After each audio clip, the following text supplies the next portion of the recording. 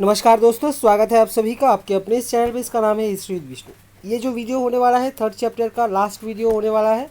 और इससे पहले जो डिस्कशन है थर्ड चैप्टर के, आप लोग जिन लोगों ने नहीं देखा है फटाफट से उसको देख लीजिए ताकि आपको समझने में आसानी हो।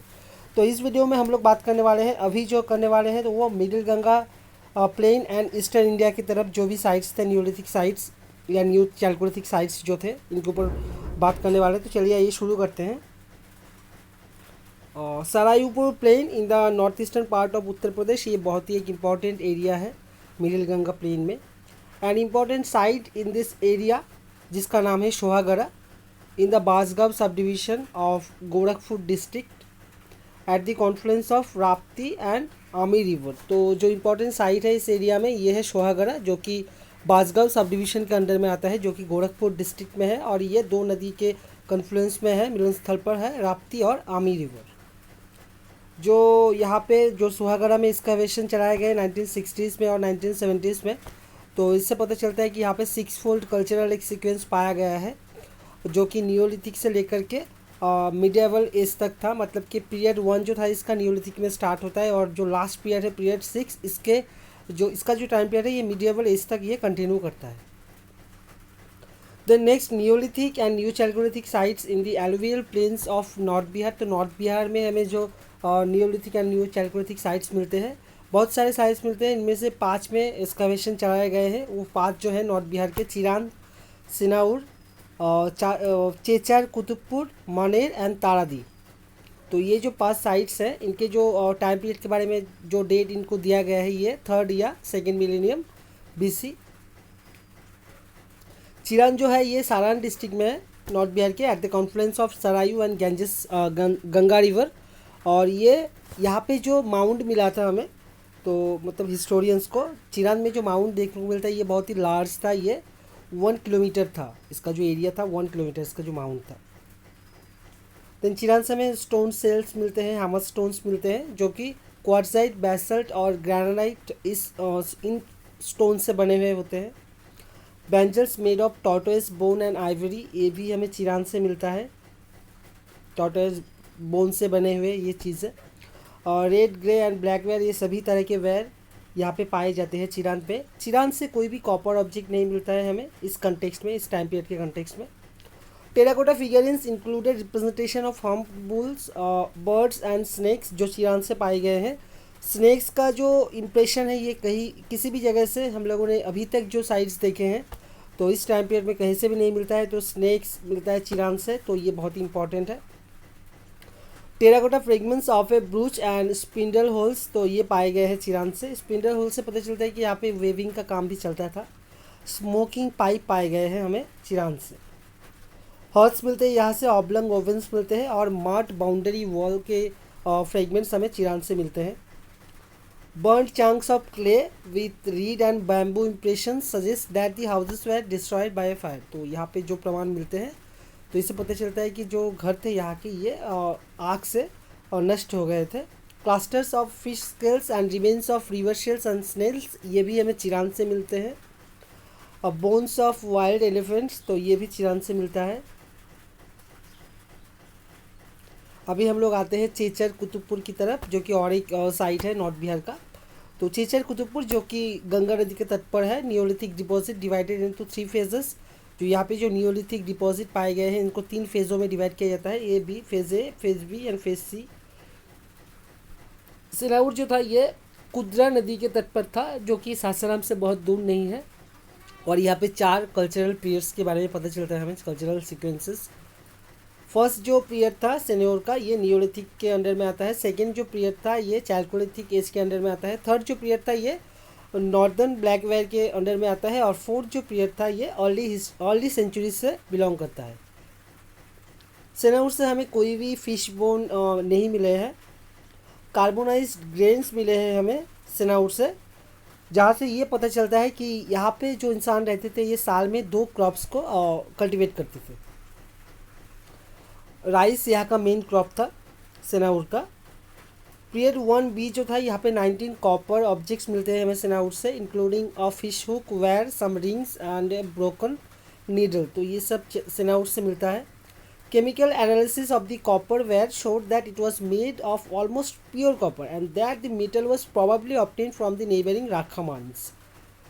तो जो केमिकल एनालिसिस किया गया है जो कॉपरवेयर समय सेनाउट से मिलते हैं तो इससे पता चलता है जो थे ये प्योर कॉपर से बनते थे और बेसिकली ये जो मेटल था ये शायद जो पास में ही राखा माइंस है वहाँ से ये लोग लाते थे. Pots were often also decorated with thumb and finger impressions, rope or notched patterns on applique bands of clay. तो ये जो पॉट्स के जो फीचर्स है ये हमें सिनाउर में देखने को मिलते हैं. 25 faience beads were also found from Sanaur. Some of the pottery discs may have been wheels for toys और gaming counters used by children. तो ये भी मिलता है सिनाउर में. सिनाउर से और भी मिलते हैं. There were some cultural similarities between neolithic Chirand and Senuwar. तो नियोलिथिक जो फेज था चेरांद में ये सिनाउर से मैच करता था. अभी हम लोग आते हैं मनेर. मनेर जो कि गंगा नदी के एक पुराने कोर्स के तट पर है और ये पटना के पास ही है. और यहाँ पे हमें दो तरह के बाउल मिलते हैं जो कि बहुत ही इंपॉर्टेंट है, लिफ्ट बाउल और स्पाउटेड बाउल. तारादी जो कि महाबोधि टेम्पल जो है बोध गया में उससे नज़दीक में ही ये तारादी जो साइट है ये पाया गया है. Kuchai is an एक्सकावेटेड site in Orissa which yielded faceted होस, चिसल्स, पाउंडर्स, मास हेड्स एंड ग्राइंडिंग स्टोन्स. तो ये ऐसे ही उड़ीसा का एक साइट, अगर थोड़ा सा याद रखिएगा, कुचाई उड़ीसा का एक साइट है. अभी हम लोग आते हैं साउथ इंडिया में. साउथ इंडिया में ऐश माउंट जो मिलते हैं बहुत ही इंपॉर्टेंट फीचर है साउथ इंडिया में ऐश माउंट. तो ऐश माउंट हमें उतनूर से मिलते हैं, कुबगल से मिलते हैं, कोदेकल से मिलते हैं और पल्लवही से मिलते हैं.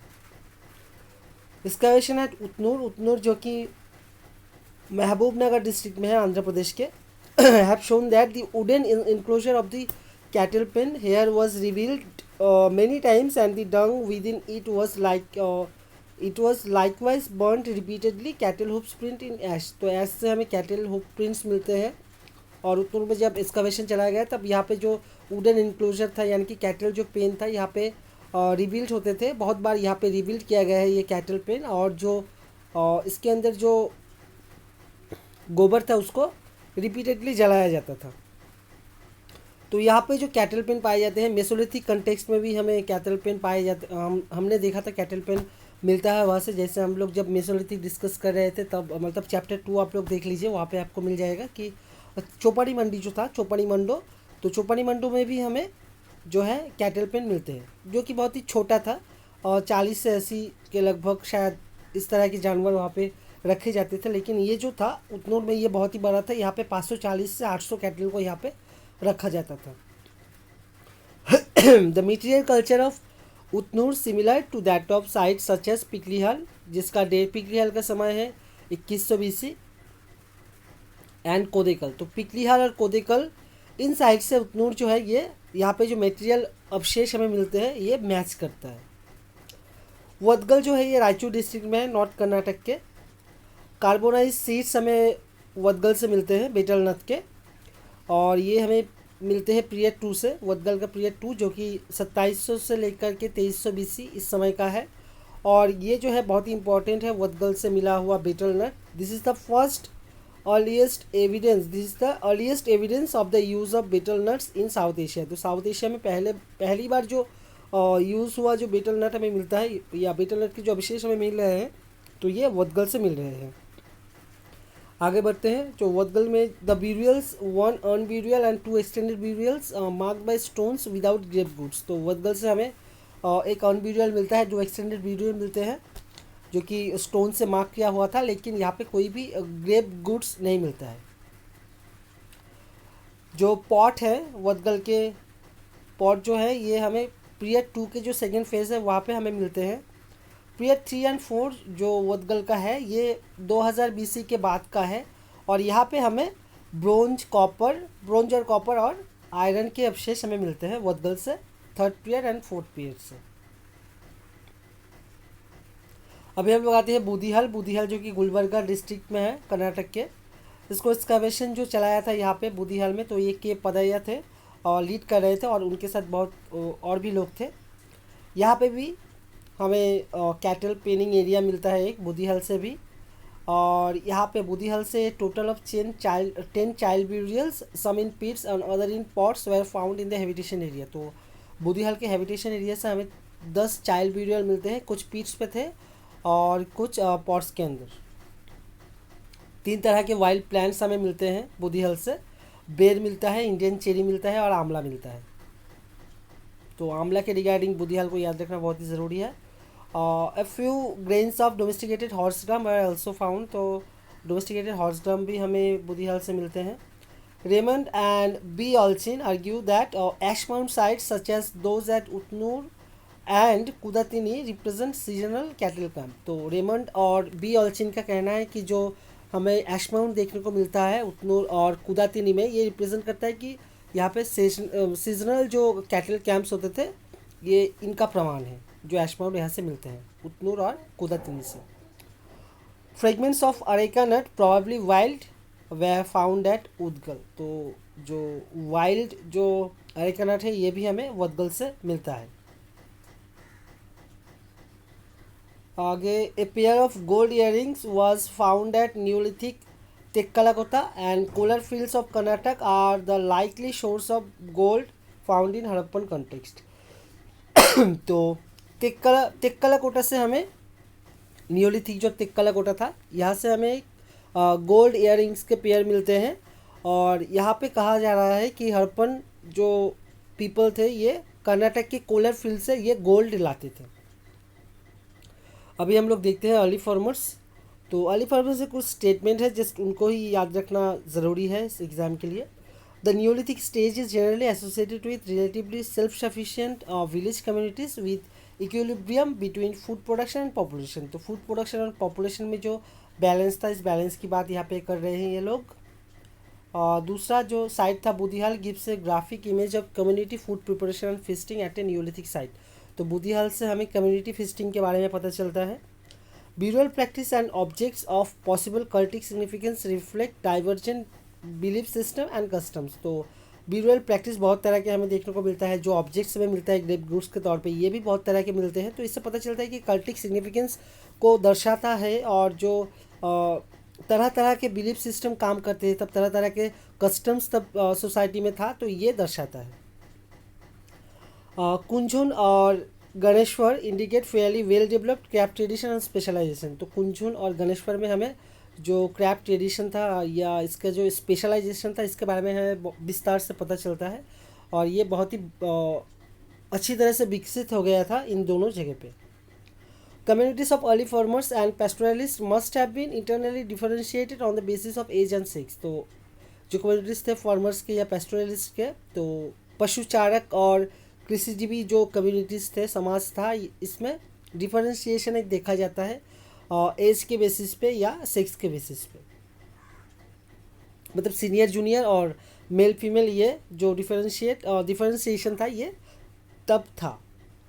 Eight some sites differences in the sizes of houses and quality and quantity of grave goods suggest that existence of social ranks. तो उस समय मतलब नियोलिथिक एज में भी हमें सोशल रैंक्स के बारे में पता चलता है। ये डिफरेंस किया जाता था, जो घर के साइज़ थे, कुछ घर छोटे थे, कुछ घर बड़े थे, और जो ग्रेप गुड्स हमें मिलते हैं, कहीं पे मेटल हमें मिलते हैं जो कि बहुत ही प्रीशियस था, या सेमी प्रीशियस स्टोन्स मिलते हैं, हमें इयररिंग्स मिलते हैं।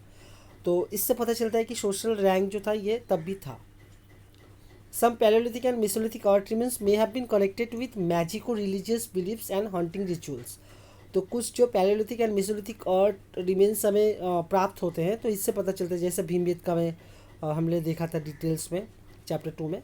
तो इससे पता चलता है कि कुछ मैजिको रिलीजियस बिलीव्स भी तब सोसाइटी में रहा था और कुछ हंटिंग रिचुअल्स भी तब वो लोग पालन करते थे।